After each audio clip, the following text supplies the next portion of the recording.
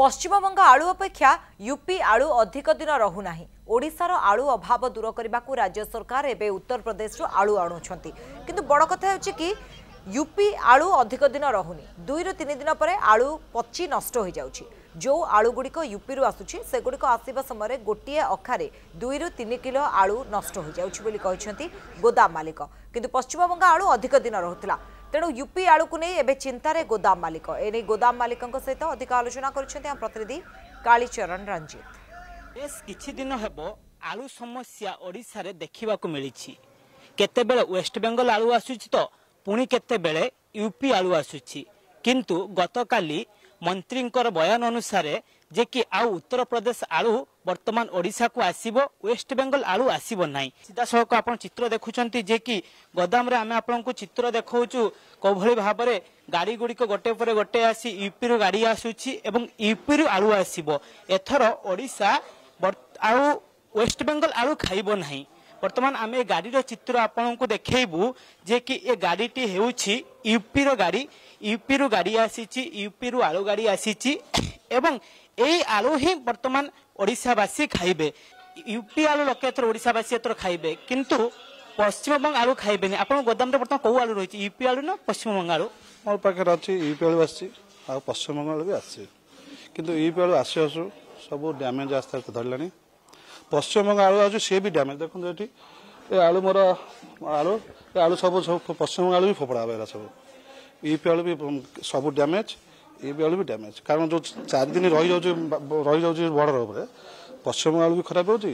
UP आलू आउची 4 दिन लगुची से भी खराब होची। मंत्रींकर जे बयान काली रहितला जे कि आ वेस्ट बेंगल रु आलू आसीबो नाही ते वर्तमान यूपी आलू ओडिशावासी खाइबे। यूपी आलू रो वर्तमान मार्केट रो चाहिदा केमति रहिछि? यूपी आलू चाहिदा भल नाही। यूपी आलू को कई लोक बड़ बड़ आलू आउची सेटा पसंद कई करू नांती तेणु तार डिमांड ना पश्चिमबंग आलू ही डिमांड रोज टे यूपी आलू अधिक रेट ये पहुँचले प्राय 27-28 टाँग पड़ा माने 28 टाँग भर बिकले आमर 2 पैसा हम किंतु अन्य बर्तमान आम 25 टाँग लगा बिकुचु आमर बहुत लस हो तथापि से दागी आलू बिका सी भी आहरी कम रेट बिका बाध्य बिकुचु कारण कंचा परिया जिन न बिकू जदि आज 25 टाँग न बिकू काली 22 टाँग बिका पड़े 20 टाँग बिका पड़े आहरी बेले बेले बेस लस हम आमर बेंगल जोटा आउे ज्योति आलू यहाँ ज्योति आलू क्वालिटी भल सब भल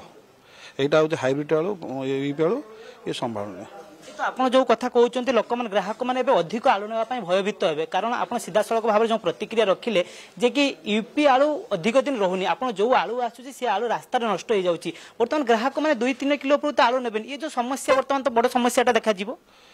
समस्या आ गए यूपी आ गए आलू अच्छी 37-97 से आलू जब गवर्नमेंट चाहिए आनब ताल हम कि ये आसबनी से रेट आहरी बहुत हाई रहा जाऊँगी दिल्ली जाऊँगी मुंबई जाऊँगी से सब आलू जाऊँगी बेंगलोर जाऊँगी से मान भल आ से 37-97 आलूर क्वालिटी भल आस कि क्वालिटी ये पड़ता आसबनी मैंने